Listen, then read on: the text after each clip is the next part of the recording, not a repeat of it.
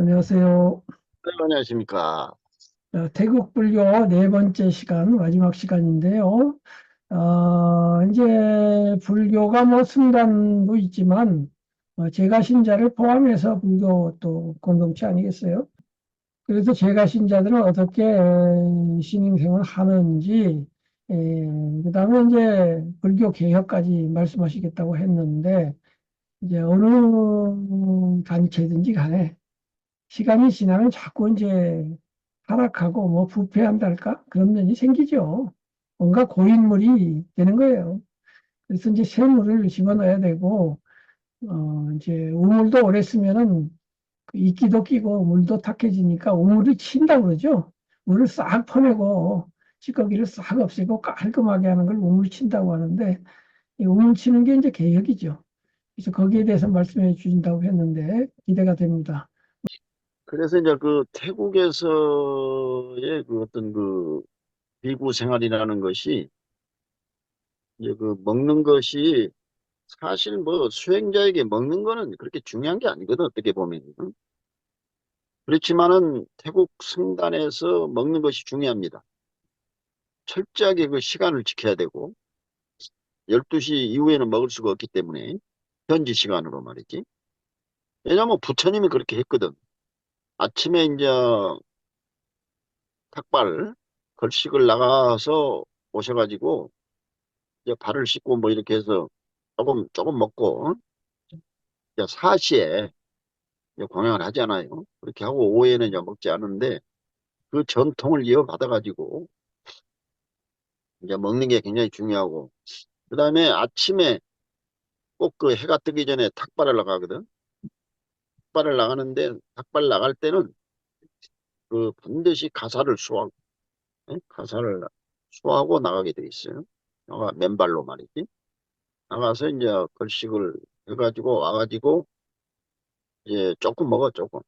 조금 먹고 이제 나중에 한 11시쯤 이제 정식으로 식사를 이제 점심 공양을 이제 하는데, 그리고 이제 또 개중에는 어느 날은 그 신도들이 이제 초청하는 경우가 있어요. 그 집에 뭐 생일이랄지 무슨 뭐 집들이를 한다든지 뭐 개업을 했다든지 이럴 때는 우리는 이제 절에 와서 불공을 하잖아요. 신도들이 절에 와가지고. 근데 태국은 그 불공이란 것이 따로 없고 스님들에게 직접 공양을 올리는 것이 바로 불공이라. 그렇기 때문에 이제 먹는 것이 그 비구들이 뭐 많이 먹고 막 배가 터지게 먹는 게 이게 중요한 게 아니고, 스님께 그 공양을 올리는 그 자체가 신앙행위예요. 그것은 바로 이제 비구는 부처님을 대신하는 사람이기 때문에 바로 내가 그 스님께 공양을 올리는 것은 부처님께 내가 공양을 올린다는 어떤 그런 그 신앙적 말하자면 그런 개념이거든. 그러니까 비구들에게 공양 한 끼 대접하는 것이 굉장히 그 신도로서는 참 영광스러운 일이지 말하자면. 응? 경건한 마음으로 말이야. 정성껏 음식을 마련해 가지고 뭐 이렇게 공양을 올린단 말이야. 그러면 이제 그 비구는 그거를 이제 잘 먹어주고, 그런 다음에 이제 정을 읽어주고 말이지. 말하자면 그 자체가 공덕이라 공덕. 공덕으로 생각을 하거든. 공덕으로. 그리고 또 그 비구에게 무슨 뭐 또 생필품을 말이지.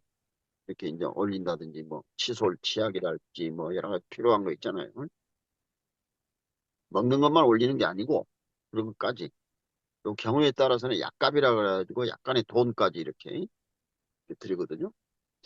그런 것을 신도의 입장에서는 하나의 그것이 이제 신앙행위고 하나의 또 어떤 그 공양, 말하자면 부처님을 대신한 비구에게 이렇게 이제 공양을 내가 바쳤다. 내가 막 수억 원을 갖다 바치고 이런 것이 아니고 조그만 정성이나마 예? 이런 것을 굉장히 그 중요시 여기고 그 자체가 일상화됐다.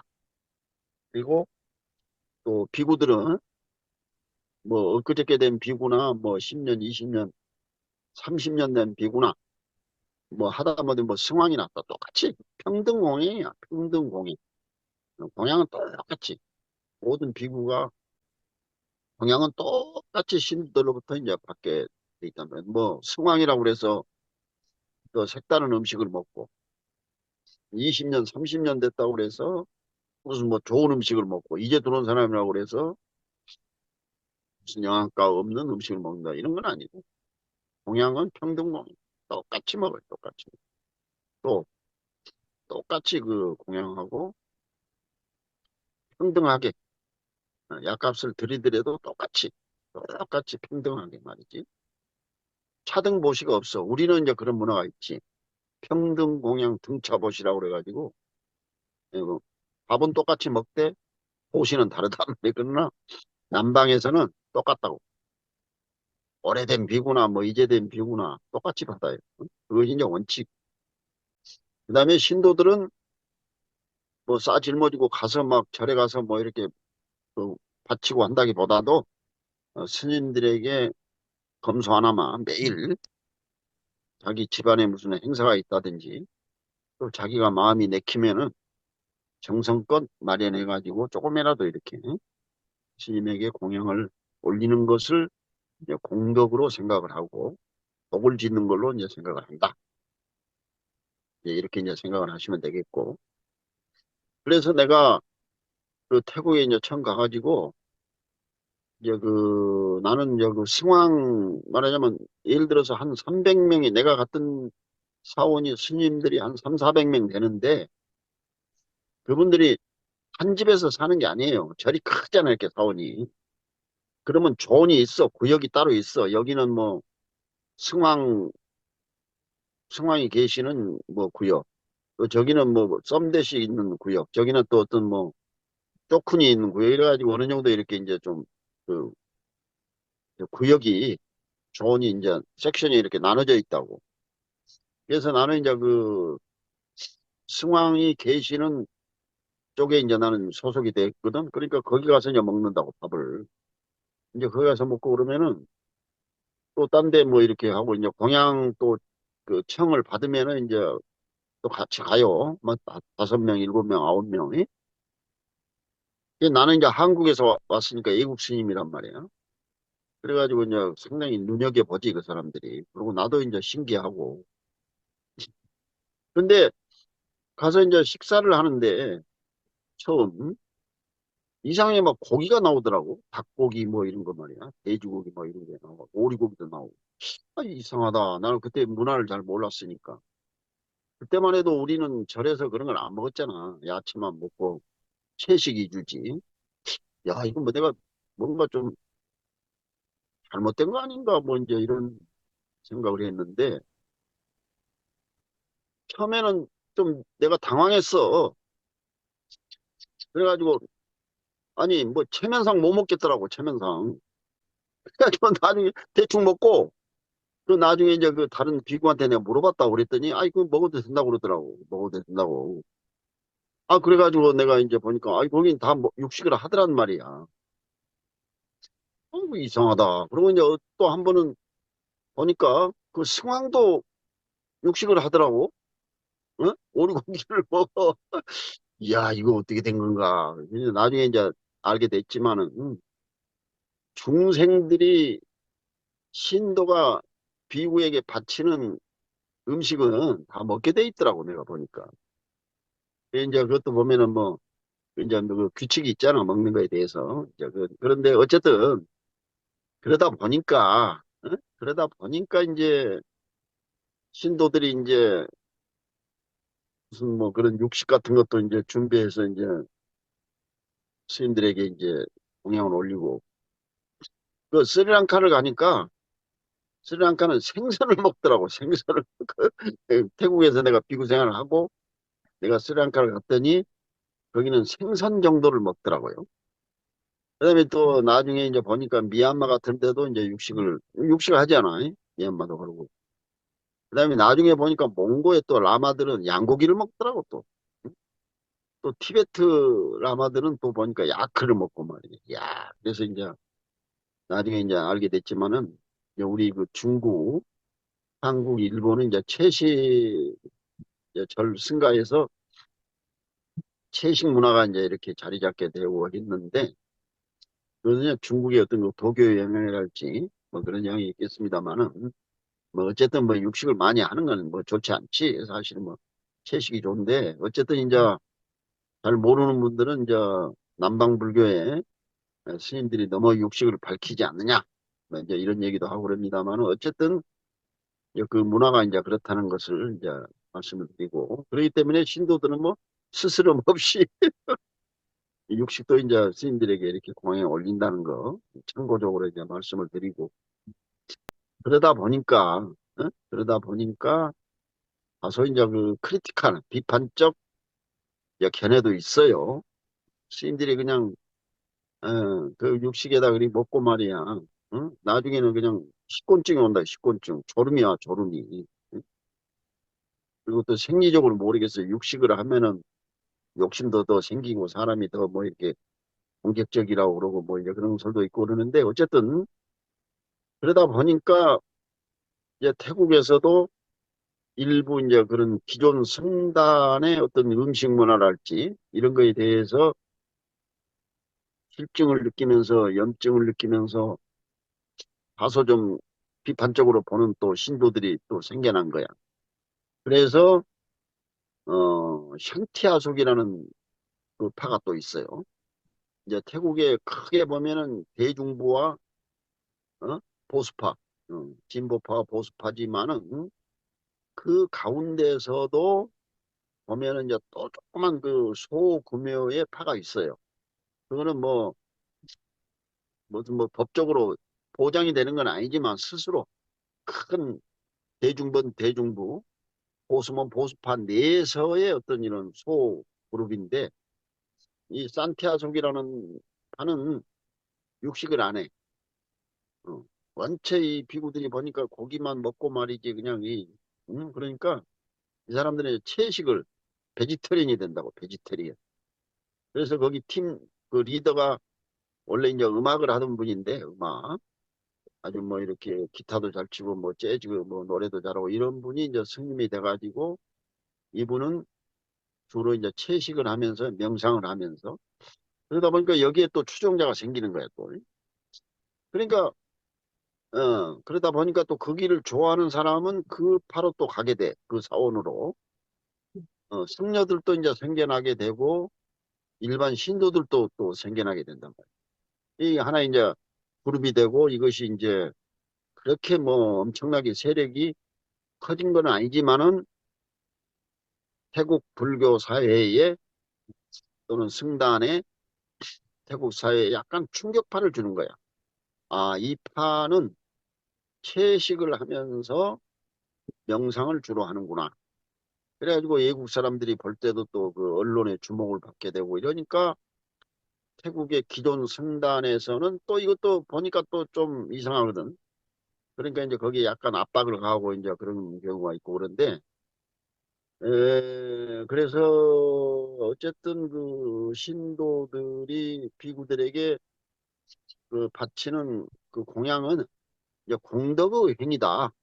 뭐 이렇게 이제 보면서 이제 그러다 보니까 또 어떤 너무 이렇게 소극적이고 말이지. 또 이러다 보니까 여기에 반발하는 약간 비판적으로 보는 신도들이 또 늘어나게 돼요.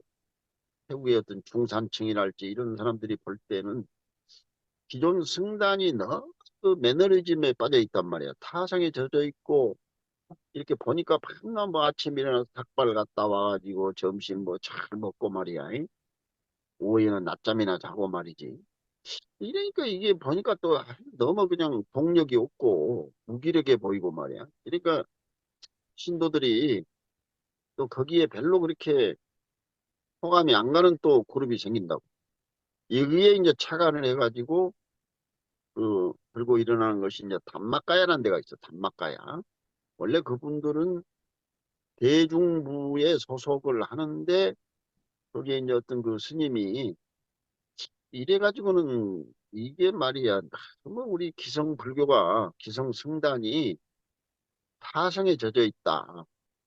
이래가지고 이제 그 좀 방향을 좀 바꿔요.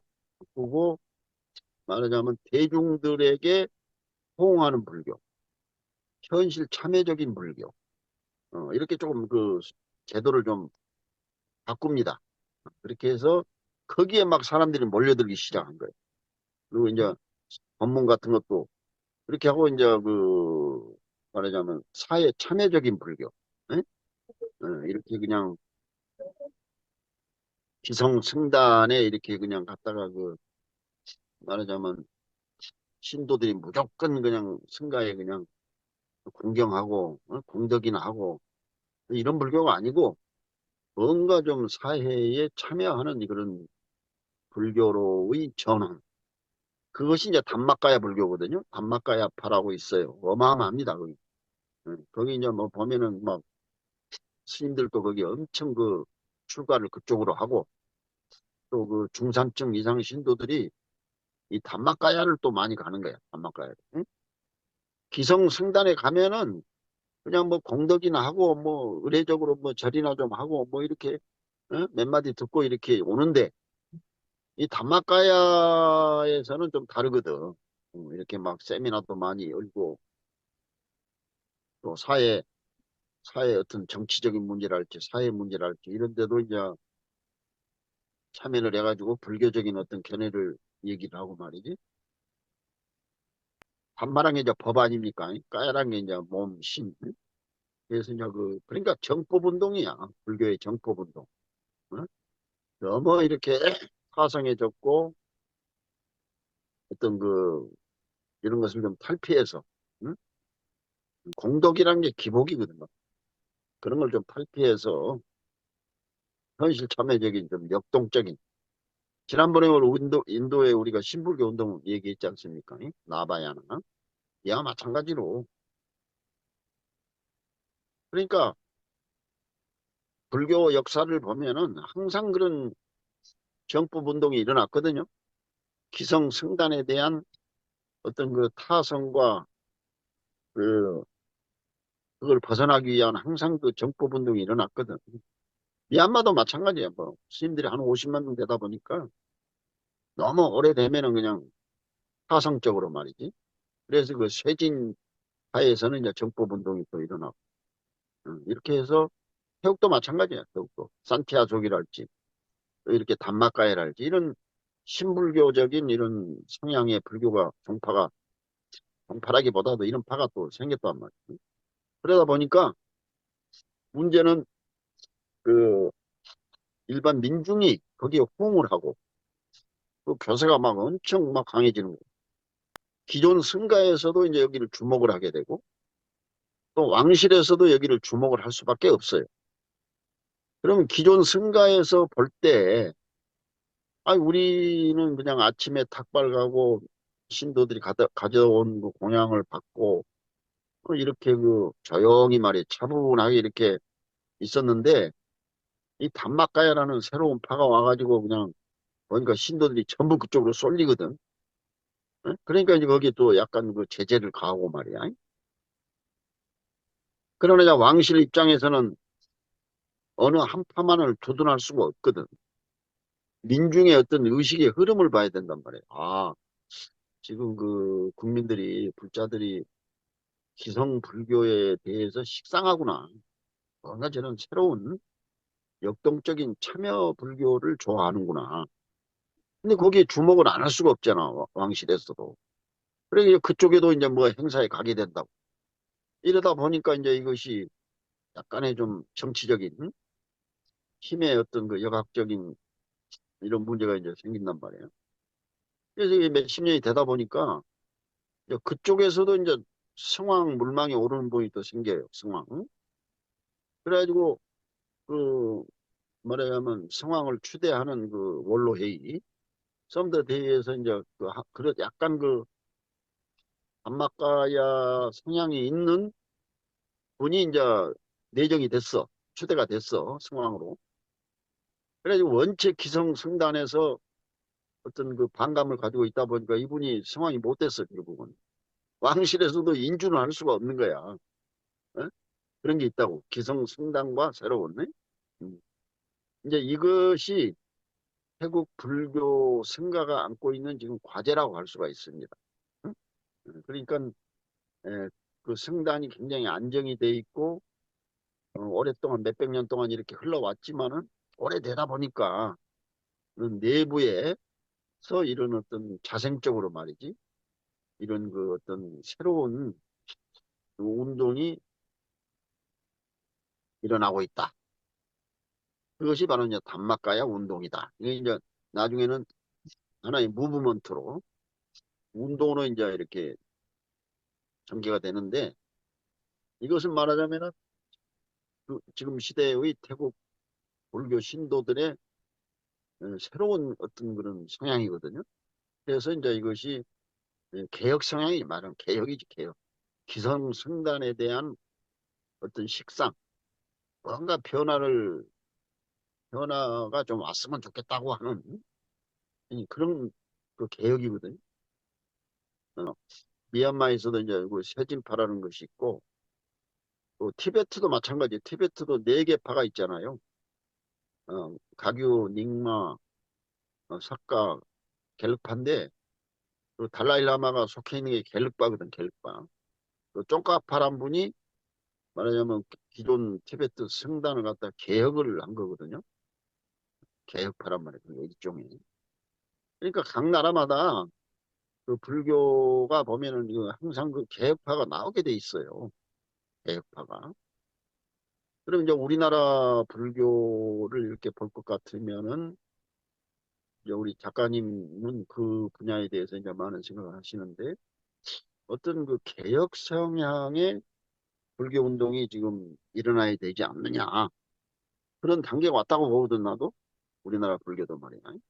지금 현재 굉장히 지금 어떻게 보면은 지금 종파도 많고 승단이 어떻게 보면 굉장히 어지럽지 않습니까 지금. 이럴 때 이제 어떤 그 말하자면 개혁 성향의 어떤 이제 파가 새로운 물결 운동이 이제 일어나야 되는데 이제 그러려면 몇 가지 그 이제 조건이 있지. 어떤 지도자가 이제 새로 나와야 될 것이고 또 그 지도자를 따르는 어떤 그 승단이 이제 우선 형성이 돼야 될 것이고 또 거기에 추정하는 이제 그 교도가 이제 많이 이렇게 이제 돼야 되는데 그러니까 일본 같은 경우에도 되게 큰 종파가 뭐 12개인가 13개가 되는데 예? 종파불교가 각 그 어떤 경전에 의해 가지고 소위 경전에 의해 가지고 이제 그 파가 있는데 그 SGI라는 게 있잖아. SGI 쇼카 가까이 인터내셔널 장가학교 말이야. 우리나라에서 남해 고량객교라고 그러지. 그것이 지금 전 세계적으로 한 3천만 명이 5천만 명 돼요. 엄청납니다. 그 전 세계적으로. 그 사람들이 그 평화운동을 지향을 하고 그러는데 우리나라에서도 지금 지하 불교로서 지금 굉장히 그 뭐 100만이 넘은 걸로 내가 알고 있거든요. 굉장히 그 조직이 막강한 걸로 알고 있단 말이에요. 물론 일본에서 온 하지만은 어쨌든 우리나라 현실에서 볼 때 뭔가 새로운 불교의 어떤 개혁 성향의 어떤 파워의 구심점이 지금 형성이 돼야 되지 않느냐. 그렇지 않아도 지금 신도 수도 줄어들고 또 출가하는 그 승려 수도 지금 줄어들고 있지 않습니까? 이런 상황에서 뭔가 새로운 개혁 성향의 어떤 불교 그룹이 지금 나와야만이 되지 않느냐. 나는 이런 이제 생각을 좀 해보게 되는데 이 점에 대해서 우리 작가님께서는 평소에 이제 생각을 많이 하고 그러니까 좀 한번 좀 여기에 대해서 좀 견해를 한번 얘기를 하세요. 네? 우선 그 이전에 저 자신의 개인적 특성 혹은 뭐 제가 할 수 있는 것이 무엇인가를 보면요.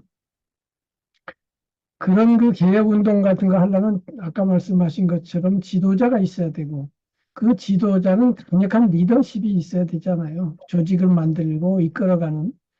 근데 저는 타고나기를 지도력이라든가 남을 이끈다든가 하는데 관심도 없고 능력도 없어요. 다만 이제 회사로 치면 제품 개발부가 있고 영업 홍보부가 있단 말이에요. 이 영업 홍보에는 제가 전혀 능력이 없어요. 그런데 제품 개발, 그러니까 불교를 어떤 관점에서 어떻게 바라보고 논리철학적으로 어떻게 재구성을 해서 미래의 이상적인 모양을 만들 거냐 하는 그림을 그려라. 제품을 개발해라. 새로운 불교가 어떤 것인지 모양을 그려보아라. 청사진을 만들어 보아라. 요거는 제가 할 것 같아요.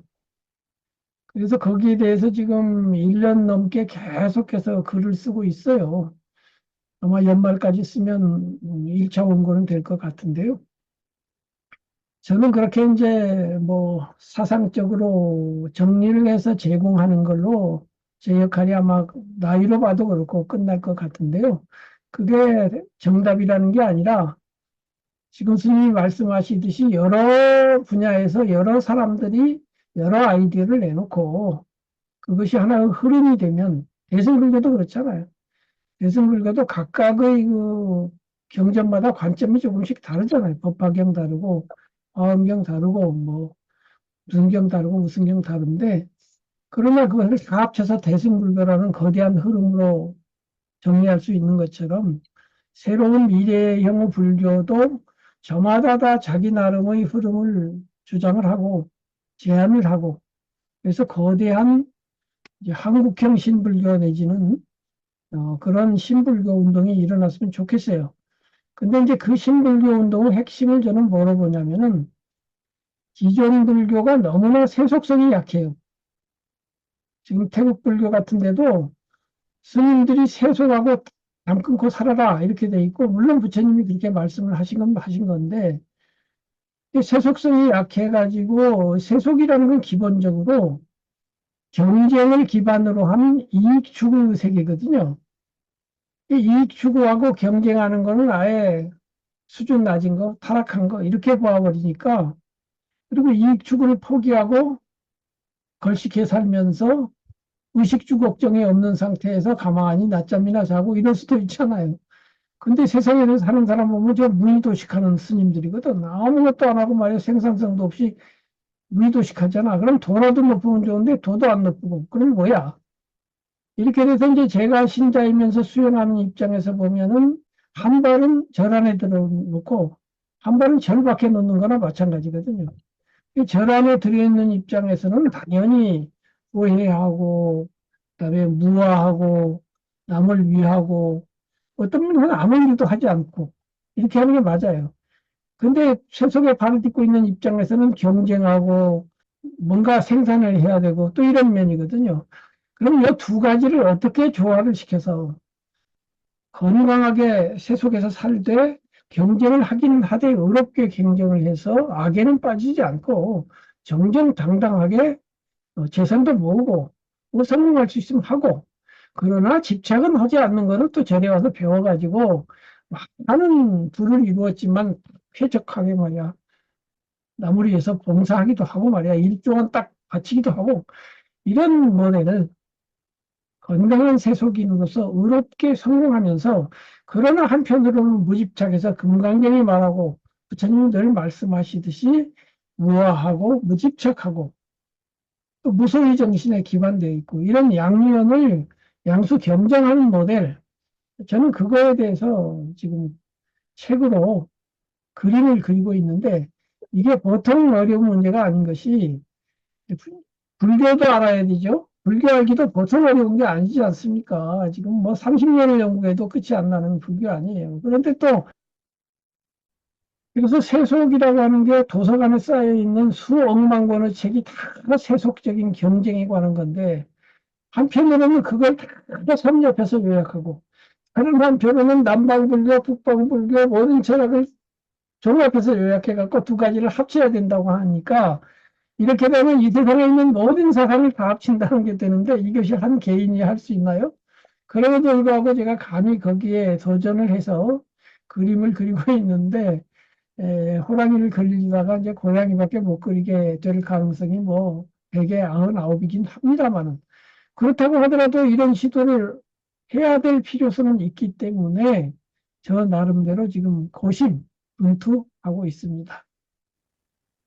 그래서 작가님, 나도 참 한국에서 철 모르고 절에 이제 들어와가지고 참 불법과 이제 인연을 맺고 또 이제 태국 가서 또 비구 생활도 해보고 이제 전 세계 여러 그 전통, 전승된 그 불교를 갖다가 이제 이렇게 경험을 하고 하다 보니까 참 그 많은 이제 생각을 하게 되고 그러는데 그 보면은 그래도 이제 물론 한국에서의 그 성야 생활도 참 그 소중하지요.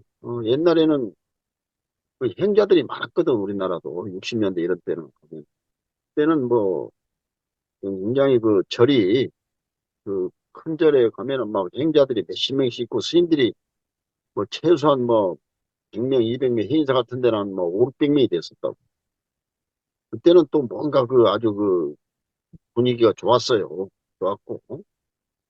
지금은 이제 스님들이 많이 그 줄어들었습니다만. 그리고 이제 남방불교 그 비구 생활도 이제 가서 해보니까 뭔가 이렇게 참 그 경험이, 체험이 소중하더라고.